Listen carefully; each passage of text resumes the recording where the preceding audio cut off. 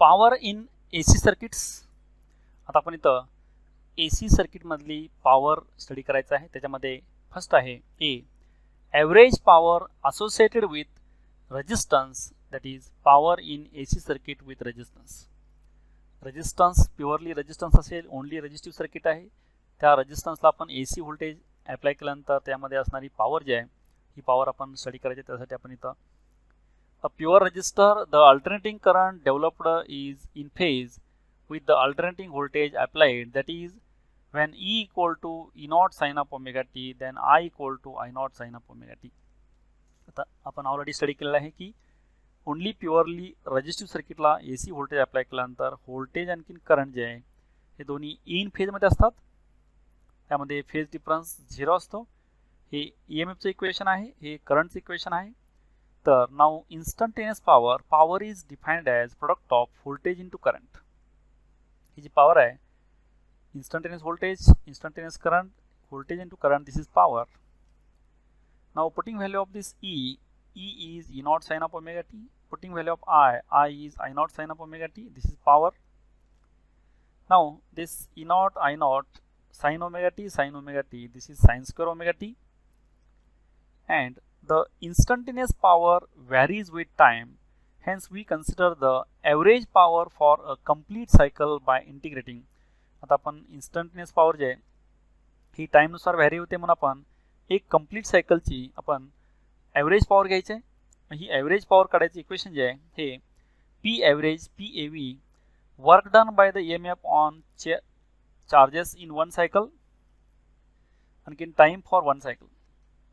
तर एक सायकलसाठी लागणारा वर्क डन जे आहे आणखीन एक सायकलसाठी लागणारा टाइम जे आहे हे दोन्हींचा रेशो म्हणजेच ॲव्हरेज पॉवर असते. मग हे वर्क डन जे आहे हे work done is equal to power into time टाईम, कारण power is equal to work done divide by time येतं. त्यामुळे वर्क डन हे पॉवर इन टू टाईम आहे आणि ही एक सायकलसाठी म्हणून आपण 0 to t घेतलं आहे कॅपिटल टी. इंटिग्रेशन म्हणजे हे ॲडिशन करायचे वर्क डन. आणखीन टाईम हे वन सायकलसाठी कॅपिटल टी येतो. सेम इक्वेशन इथं आहे, फक्त आपण ह्यामध्ये P ची व्हॅल्यू आपण पुट केले, तर बाकीचे remaining terms 0 to t integration आणि dt कॅपिटल टी सेम आहे. फक्त पॉवर जे आहे E naught I naught sin square omega t he value put केली. तर इथं E naught I naught आणि कॅपिटल टी हे कॉन्स्टंट आहेत, आपण कॉन्स्टंट टर्म इंटिग्रेशनच्या बाहेर घेतले. तर इंटिग्रेशनमध्ये 0 to t sin square omega t dt. तर इंटिग्रेशन जे आहे 0 to t capital T sin square omega t dt जे आहे हे t/2 येतं. त्यामुळे ह्या इंटिग्रेशनची व्हॅल्यू जी आहे t/2 येते. Remaining terms E naught I naught by capital T as it is and this sin square omega t dt integration जे आहे हे t/2 येतं. Capital T gets cancel, then E0 I0 upon 2, that is this 2 we can write to root 2 and separate dividing here like this E naught upon root 2 and I naught upon root 2, and this E0 or E naught upon root 2 is ERMS, I naught upon root 2 IRMS. Hence this average power is ERMS into IRMS. RMS EMF and RMS current जे आहे दोघांचे multiplication जे आहे हेच ही average power असते. Average power in purely only resistive circuit PAV is ERMS into IRMS, that is RMS EMF, that is RMS voltage into RMS current. This product is known as average power in case of AC voltage applied to purely resistive circuit.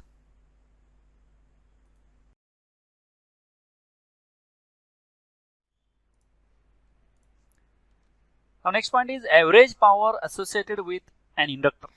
आता आपण only inductance जे आहे inductive सर्किटला आपण AC voltage apply केल्यानंतर त्याच्यामधली average power जी आहे ही power आपण इथं आता कॅल्क्युलेट करायची आहे. Now in and purely inductive circuit the current lags behind the voltage by a phase of π/2, that is when E equal to E naught sin of omega t, then I equal to I naught sin of omega t minus π/2. आपल्याला माहिती आहे already आपण study केलेला आहात की inductive सर्किटमध्ये current जे आहे हा करंट लॅगिंग असतो बिहाइंड द व्होल्टेज, आणि व्होल्टेज लिडिंग असतं बाय अन अँगल π/2. त्यामुळं EMFचं इक्वेशन जे आहे व्होल्टेजचं इक्वेशन जे आहे E equal to E naught sin of omega t, आणखीन करंटचं इक्वेशन जे आहे I equal to I naught sin of omega t minus π/2 इतकं येतं. Now instantaneous power equation is power is equal to product of voltage into current.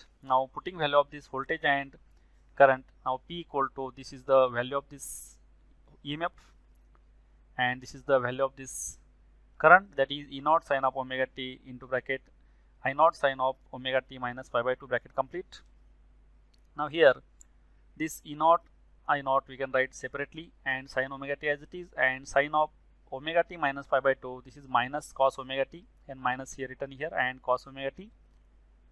Now this minus E naught I naught sine omega t cos omega t, this is same equation. And to calculate average power, formula is PAV equal to work done in one cycle divided by time for one cycle. One cycle साठी लागणारा work done divided by एक cycle साठी लागणारा time, हे याचे integration आहे. Work done जे आपण हे पॉवर इंटू टाइम हा वर्क डन असतो. मग एक कंप्लीट सायकल साठी 0 टू कॅपिटल टी येतं, divide by time for one cycle is capital T. Now same equation here, only putting value of p is minus E naught I naught sin omega t cos omega t dt capital T and integration as it is. Now taking this minus E naught I naught out of this integration sign, and this becomes E naught I naught by 2, because here multiplying and dividing by 2 here, 2 here written E naught I naught by 2, and 2 is this one sin omega t cos omega dt upon capital T. Now here this minus sign here, this same as that of previous minus sign E naught I naught by 2 0 t, and this 2 sin omega t cos omega t is sin of 2 omega t dt. 2 sin omega t cos omega t we can write sin of 2 omega t and dt as it is, and this E naught I naught by 2 as it is, and here integration of this sin 2 omega t dt is cos 2 omega t upon 2 omega, and this upper limit capital T, lower limit 0. Putting value of upper limit and lower limit, upper limit minus lower limit. If you put upper limit, then this t small t value is capital T, and second time this small t value is 0. If you put this 0, this becomes cos 0 is 1, second value is 1, that is 1 upon 2 omega, and first value if you put capital T, small t is capital T here, and omega is 2 pi upon t, t cancels, this t gets cancelled, then 2 pi into 2, that is 4 pi, cos 4 pi is 1, and this value is minus 1, 1 by 2 omega and plus 1 by 2 omega cancels, then this factor value, that is this bracket value, becomes 0, and this 0 into this entire term is 0, means P average equal to 0. That is average power in case of purely inductive circuit is 0, means if you apply AC to purely inductive circuit, then average power in that case is 0, P average equal to 0 for purely inductive circuit.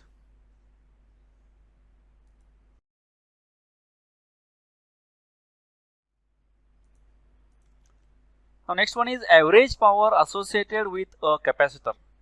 आता आपण purely capacitive circuit किंवा purely कॅपॅसिटरला आपण जर AC voltage apply केल्यानंतर त्यामध्ये average power जी आहे ही average power आपण इथं स्टडी करायचं आहे. In a purely capacitive circuit, the current leads the EMF by a phase angle of pi by 2, that is when E equal to E naught sin of omega t, then I equal to I naught sin of omega t plus pi by 2. तर आपल्याला already माहिती आहे, आपण study केलं आहे, capacitive सर्किटमध्ये current leading असतो, voltage lagging असतं by an angle pi by 2 radian. म्हणून इक्वेशन जे आहे EMFचं E equal to E naught sin of omega t येतं. आणखीन करंटचं equation I equal to I naught sin of omega t plus pi by 2. Now this I naught sin of omega t plus pi by 2 we can write I naught cos omega t, that is sin omega t plus pi by 2 is cos omega t. Now instantaneous power P equal to E into I. This power is equal to product of voltage into current. Hence this power is putting value of voltage, that is E naught sin of omega t, and putting value of current, that is I naught cos omega t. This E naught I naught we can write together here, and sin omega t cos omega t as it is. Now to calculate average power, formula is work done in one cycle divided by time for one cycle, that is integration 0 to capital T P dt upon capital T. This is average power. This work done is power into time, that is work done, and this for one cycle is 0 to capital T, and time period for one cycle is capital T.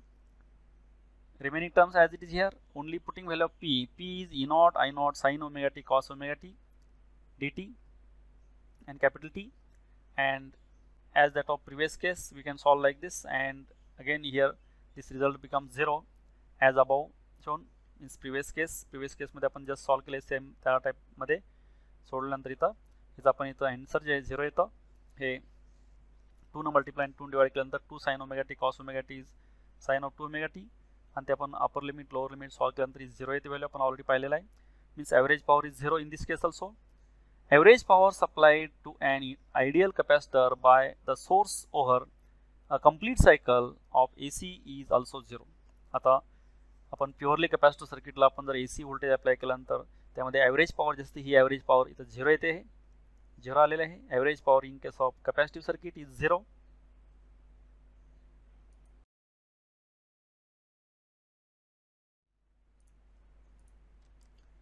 Now here average power in LCR circuit. आता आपण already only purely inductive circuit असेल तर आपण average power calculate केली ती 0 आलेली आहे. Only capacitive circuit असेल त्याच्यावर ॲव्हरेज पॉवर आपण कॅल्क्युलेट केली ती पण 0 आलेली आहे. रजिस्टिव्ह सर्किट जे आहे त्याची ॲव्हरेज पॉवर ERMS IRMS इतकी आली होती.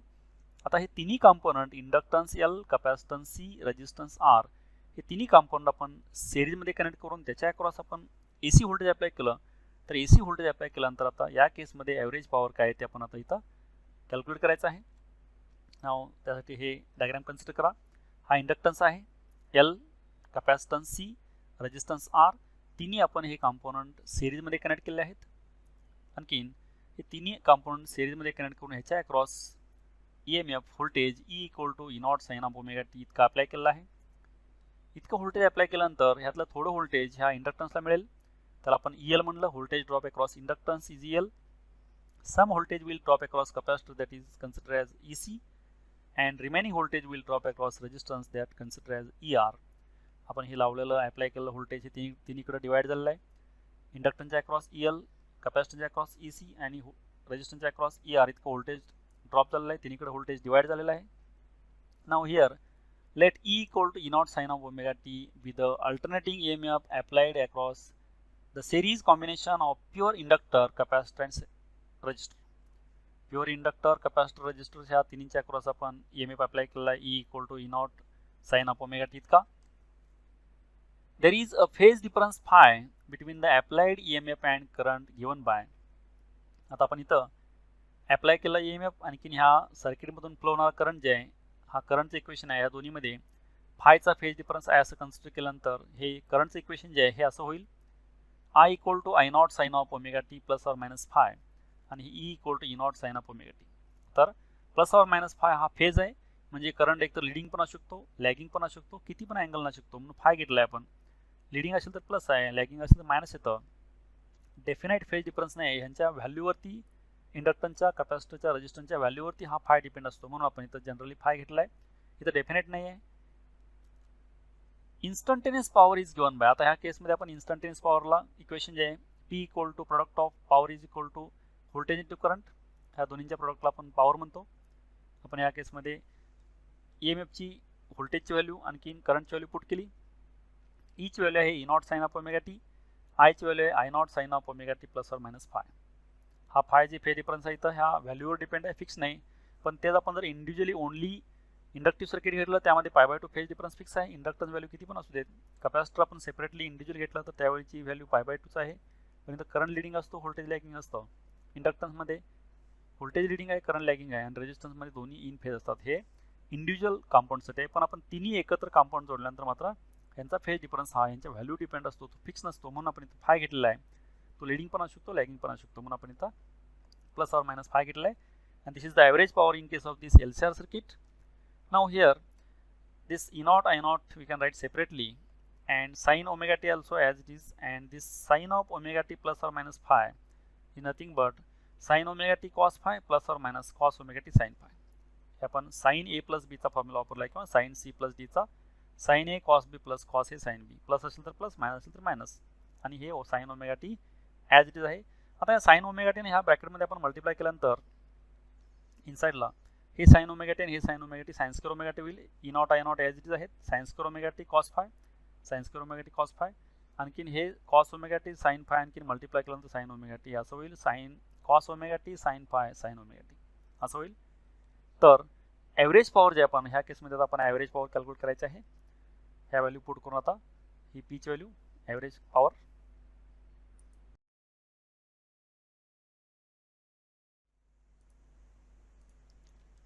Now formula for average power is PAV equal to work done in one cycle divided by time for one cycle.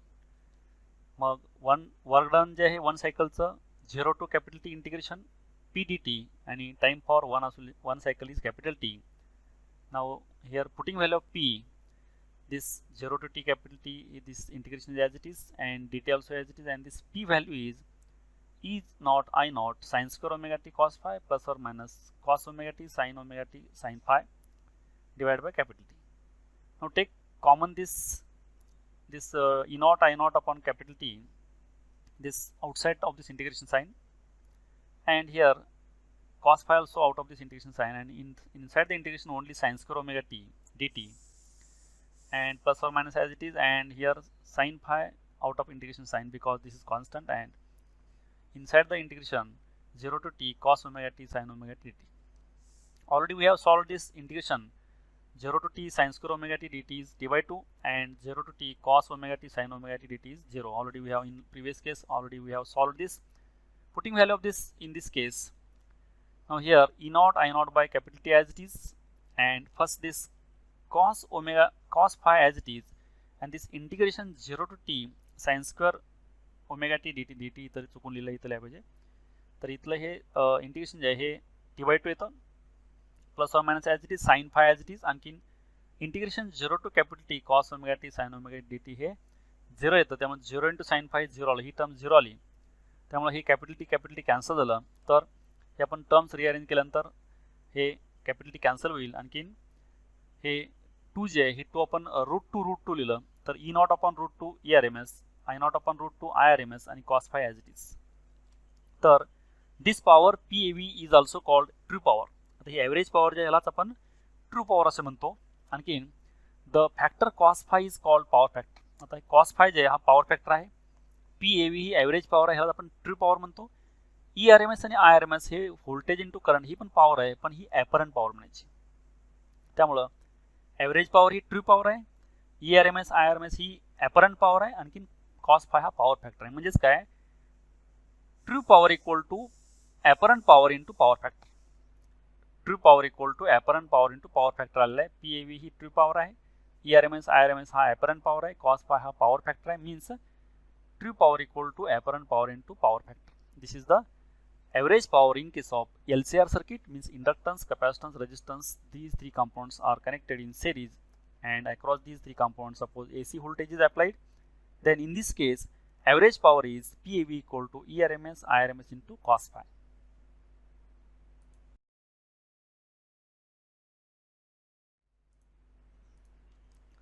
From above equation, power factor cos phi is true power divided by apparent power. Now this true power is from impedance triangle. आपण हे इम्पिडन्सच्या ट्रायंगलवरून पण आपण हे काढू शकतो, R divided by √R² plus XL minus XC whole square. The power factor cos phi is R by Z. Resistance upon impedance, हा impedance आहे, हे जे √ आहे ह्याला आपण Z म्हणतो इम्पिडन्स, आणखीन हे R is as it is, that is resistance divided by impedance. This is power factor cos phi. And here in a non inductive circuit XL equal to XC. ज्यावेळी XL इक्वल टू XC असतं त्यावेळी 0 येते terms, म्हणजे R² चं square route R आलं, म्हणजे R by R, हे R by R 1 येतं, म्हणजे phi equal to 0.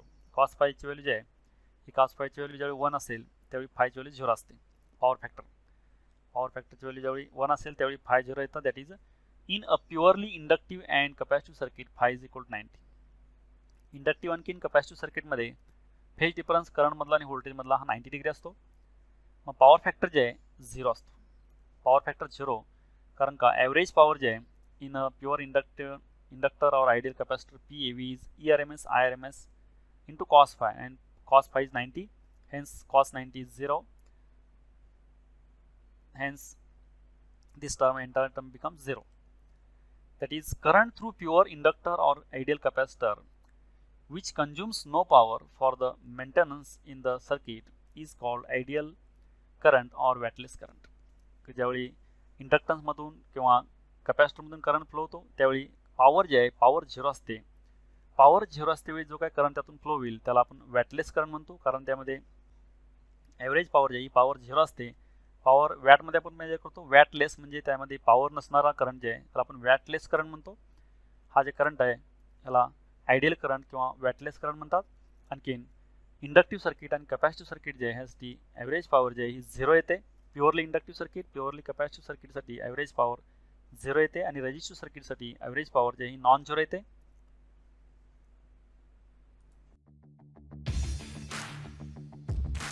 Thank you for watching this video. Keep watching videos and don't forget to subscribe, like and share.